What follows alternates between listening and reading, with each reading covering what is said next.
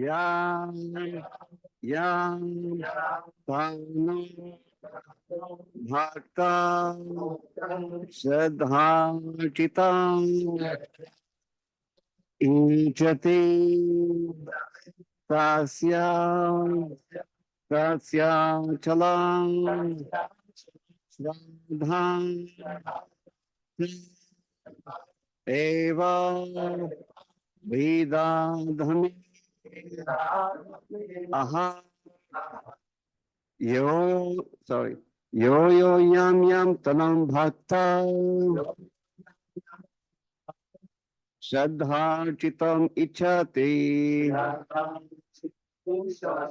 tasya tasya chalam shraddham tam eva vidadham yaham Om jnanatimnandasya jnananjana shalakya chakshurmilitanina tasmai Shri Gurave Namaha Shri Chaitanya Manovistam Stapitamina Bhutale Swayam Rupakadamayam Dadati Swapadantikam Vandeham Shri Guru Shri Uta Padakamlan Shri Gurun Vaishnavanashta Shri Rupam Sagrajatam Sahagana Raghunathanvitam Tham Sadevam Sadvetam Savadhutam Parijana Saitam Krishna Chaitanya Devam Shri Radha Krishna Padan Sahagana Lalita Shri Ushakanitam Sa Jai Shri Krishna Che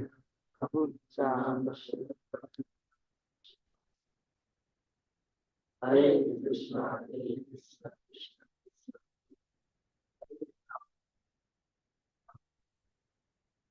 Yo yo yam yam tanum bhakta Shraddha yarchitam ichati Tatya tasya chalam shraddham Tamima vidha dhamyaham.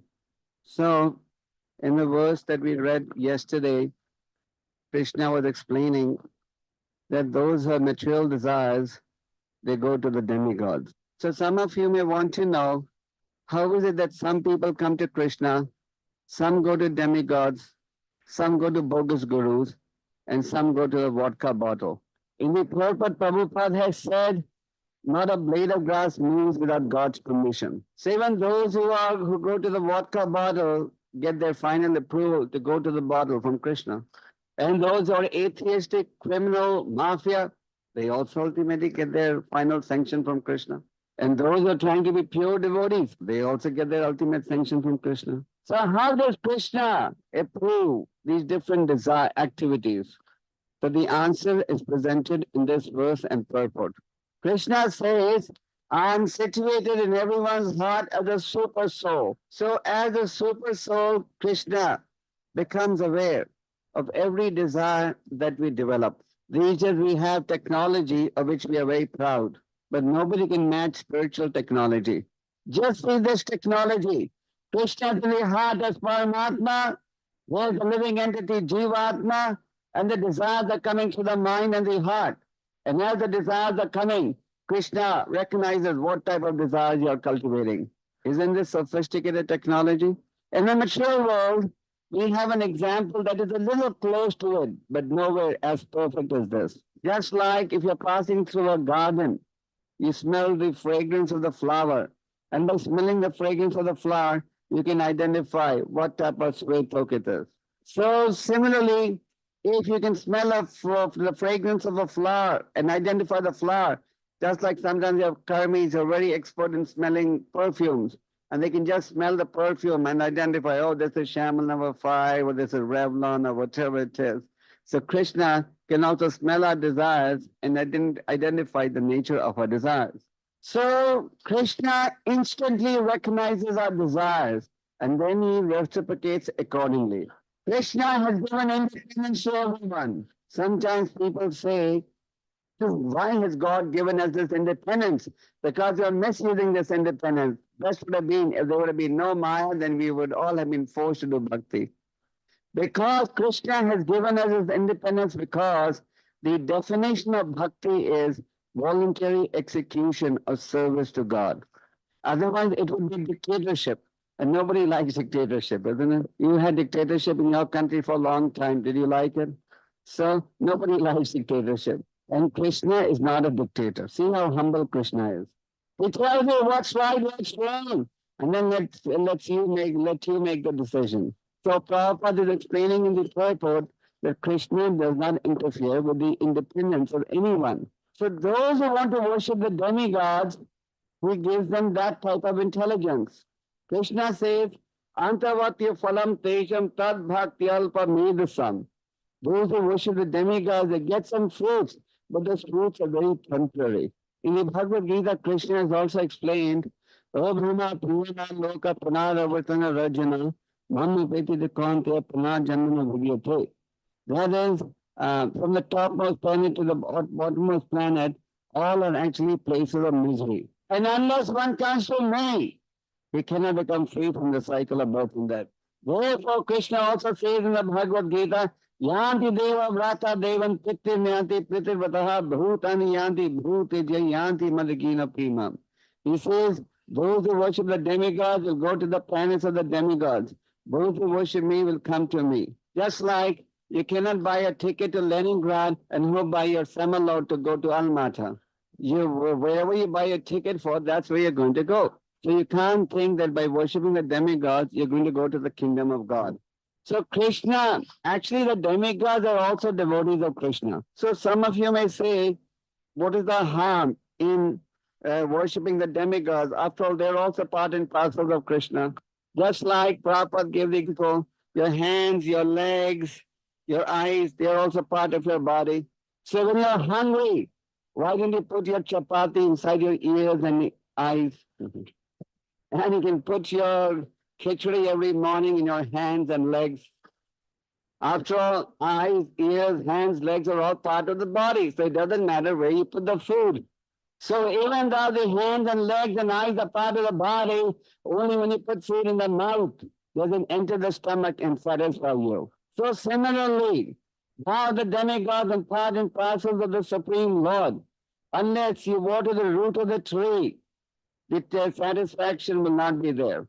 If you go on worshipping a particular demigod sincerely, then eventually it is possible that some of the other you will get directed towards worshipping Krishna. But if you have the chance of worshipping Krishna directly, why should you worship Krishna indirectly? Just like, for example, if you want to touch the tip of your nose, if you can touch the tip of your nose directly, why should you try to take your hand around your head to make it reach the tip of the nose? Does it make sense? If you want to go on the top of a 20-story building, if they have a lift over there, why should you go up the staircase when you can go by the lift directly? So one should worship the Supreme Personality of Godhead directly and not indirectly. Generally, those who worship the demigods, they have a very business type of relationship. Once the Prabhupada used to give a story which is vaguely as follows. So there was once a devotee of goddess Durga. So he went to goddess Durga and said, please give me this benediction. And if you give me this benediction, then I will offer a goat to you. So the benediction was given and the so-called devotee was happy. Every day this devotee would come to goddess Durga to offer his worship. So a few days went by after the benediction was given and the goat was still not offered to goddess Durga. So goddess Durga told the devotee, I already gave you your benediction. Why haven't you offered the goat as yet to me? So he said, oh, the goat has become very expensive in the market. Maybe I can offer you a chicken. So she said, okay, offer me a chicken. So a few days went by and he didn't even offer the chicken. So the goddess said, you first you promised me a goat, now you haven't even given the goat. Then you promised me a chicken, where's my chicken? So the devotee said, oh, the chicken has also become so expensive, what can I do? So, so there were a lot of flies in that temple. So Goddess Durga said, okay, why didn't you offer me some of these flies at least that you see in this room everywhere? So the devotee said, why don't you catch the flies yourself? So Prabhupada was explaining that generally the devotee's relationship with the demigods is a very business type relationship. As soon as his material desires are fulfilled, then they say Dasudanya. So one who is intelligent, he goes directly to the Supreme Lord because he understands that Sri Krishna is the cause of all causes. So as the super soul in the heart, Krishna is fulfilling various duties. You and I work hard for a few hours and we get tired. Utsav. Huh? But Krishna never gets tired. He's working round the clock, not only in your heart, but in the heart of every living entity. And at the same time maintaining millions of universes. So you can see how what a perfect manager Krishna is. So Krishna as a super soul, besides sanctioning your desires, he is also witnessing all your desires and activities. Witnessing means he is the bookkeeper of your desire activities.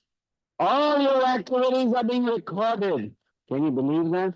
Every activity, every word you speak, every thought you entertain, every action you execute, it is all being computerized.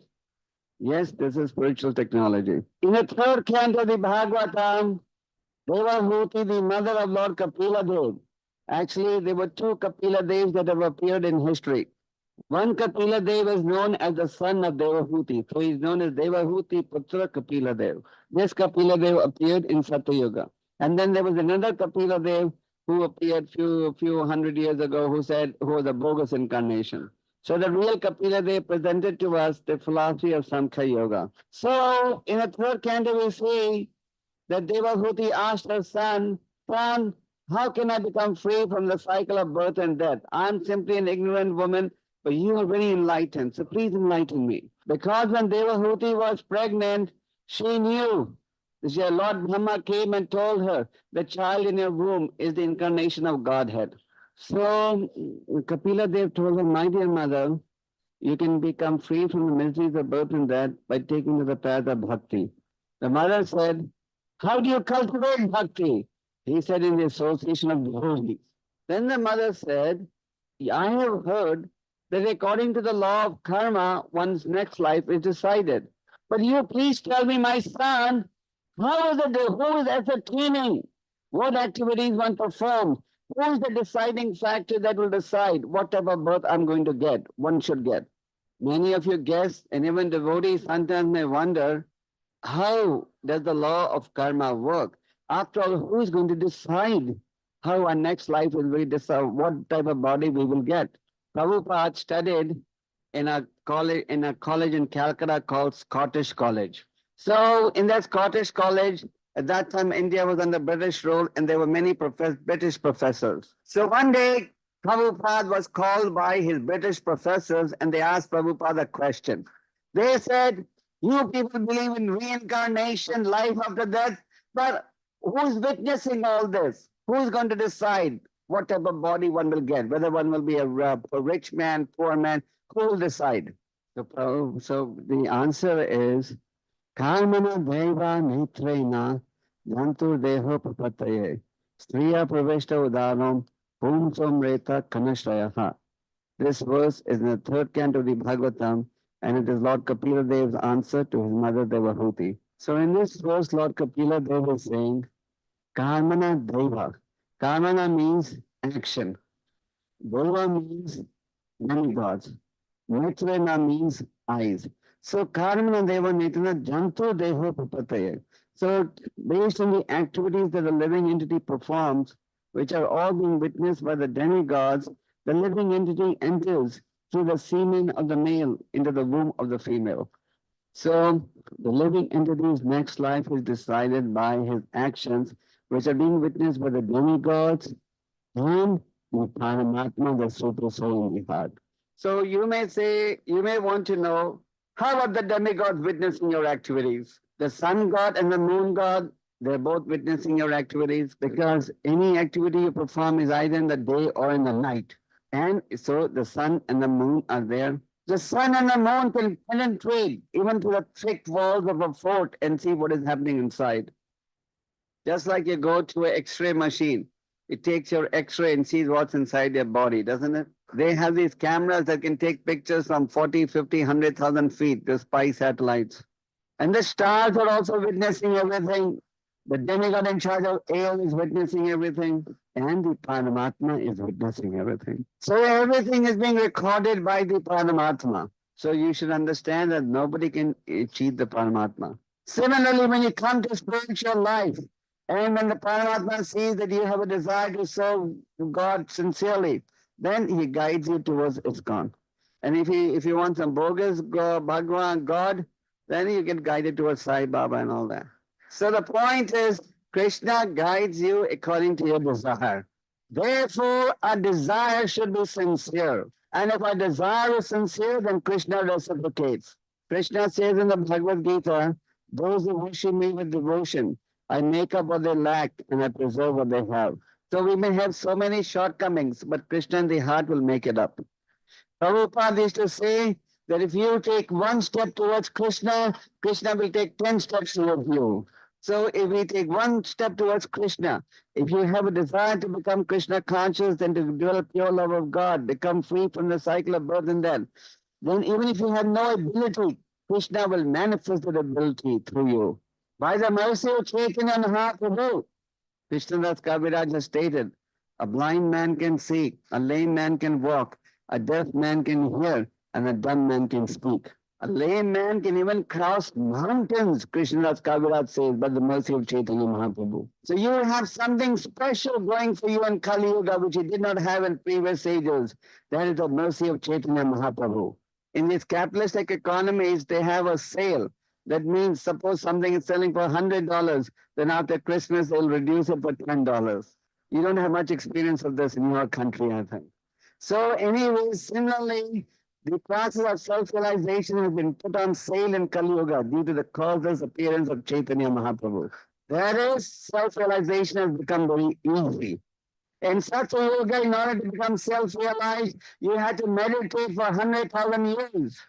In Treta Yoga, you had to perform big sacrifices for up to 10,000 years. In Dwapara Yoga, for 1,000 years, you had to make very rich offerings to the Lord in the temple. But in Kali Yuga, all you have to do is chant Hare Krishna for the duration of this life. And you can get the same result that you could get in Satya Yuga by 100,000 years of meditation. So this is the unique contribution of Chaitanya Mahaprabhu. The process of self-realization has been put on sale. It is available freely and cheaply. All you have to do is develop, embrace it, accept it with faith. So please stay to the chanting of the Hare Krishna mantra and the philosophy that the Krishna conscious movement is presenting, which is nothing but a true philosophy. And if you take it enthusiastically, then your real desires will be satisfied and you'll always be happy. So there's no need to worship the demigods, we worship the Supreme Lord directly. Sometimes people think that if we worship Krishna directly, not the demigods, then the demigods will get angry. Even if they get angry initially, later on they realize their mistake and they're very happy. Indra was very unhappy when the big boss stopped the yearly offering. But when he realized who Krishna was, he apologized for his mistake. He said, "Is Vinitya." He said, "Prostitya." So the point is that Lord Chaitanya has very kindly delivered to us a very sublime method. And not only do we have Lord Chaitanya's mercy going in our favor, we also have Srila Prabhupada's unique mercy working in our favor. So you have a double bargain in Kali Yuga. You have Chaitanya Mahaprabhu's mercy and Prabhupada's mercy. So you just have to take to this process with faith and experience spiritual bliss. Hare Krishna. Hare Krishna.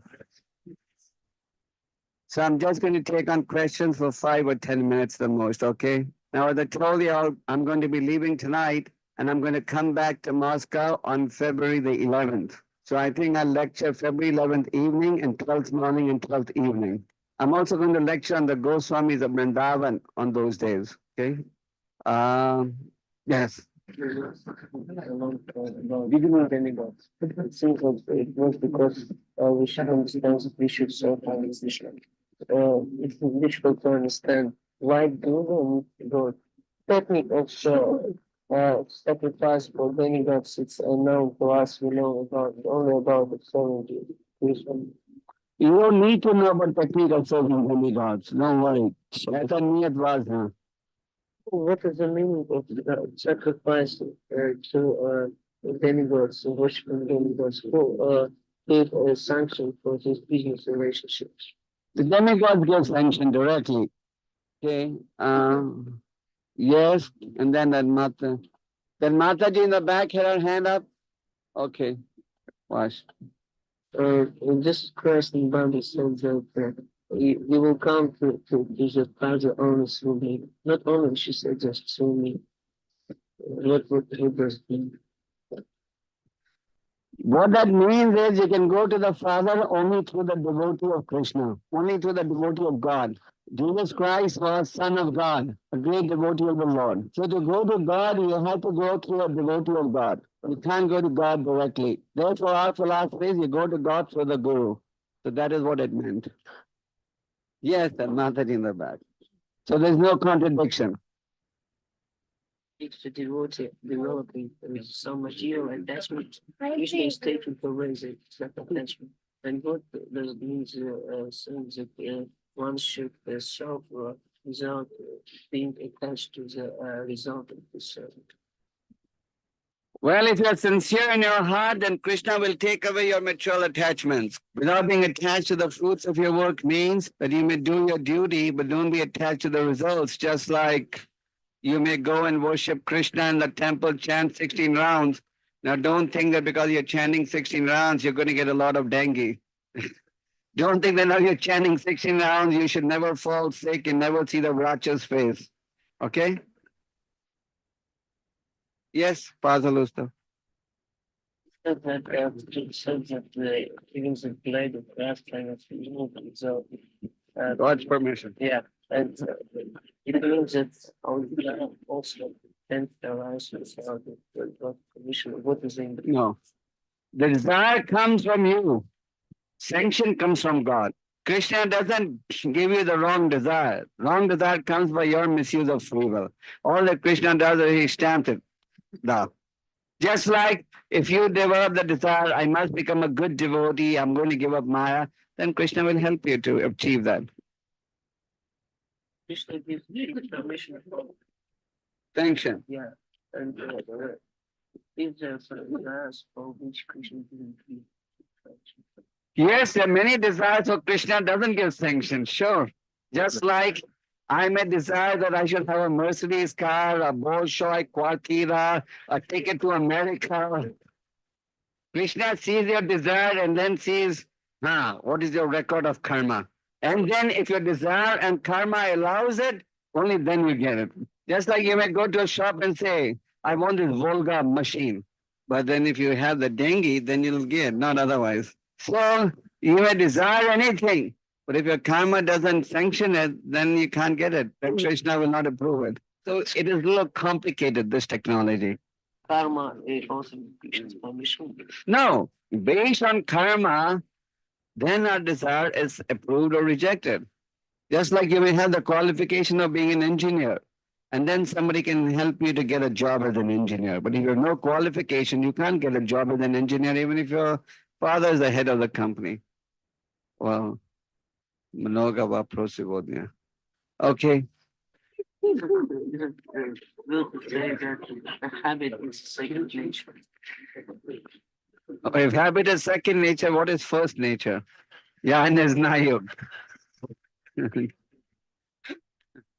So when we are saying about religion, when we are saying about religion, it means that one it's connected with the worshiping to the God, and in the qualities of Krishna also mentioned religion, and what it means in the case of Krishna, that means that he is worshiping to himself when he is promising. Krishna, by his example, is displaying religious behavior.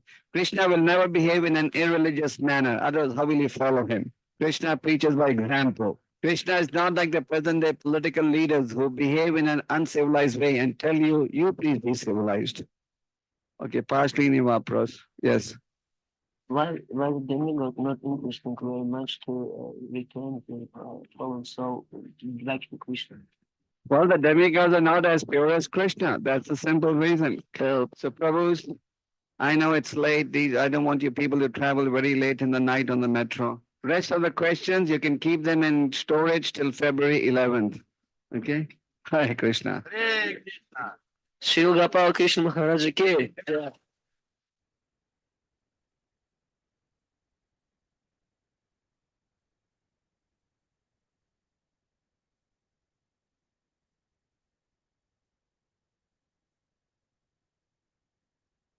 Hare Krishna, Hare Krishna, Krishna Krishna, Hare Hare, Hare Rama, Hare Rama, Rama, Hare Hare.